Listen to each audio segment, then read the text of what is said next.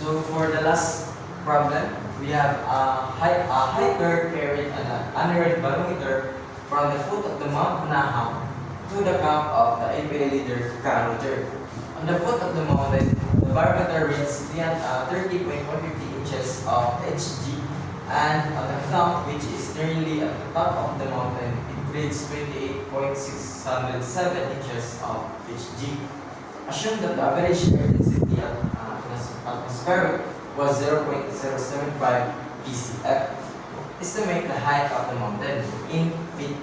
So, we have the choices of A is 1,455.54 feet, B is 1,145.54 feet, and C is 1,554.54 feet.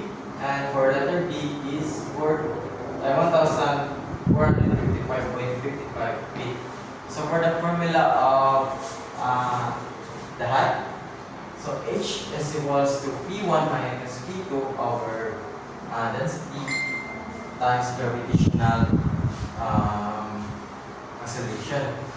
So ibalik na nato ang value.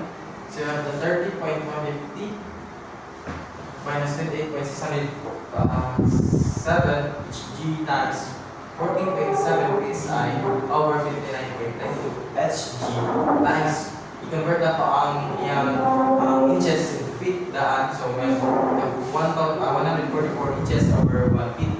So over density times gravitational acceleration, you have the value of 0.075. So i-calculate na siya natin mga height is 1,455.54 feet. So it is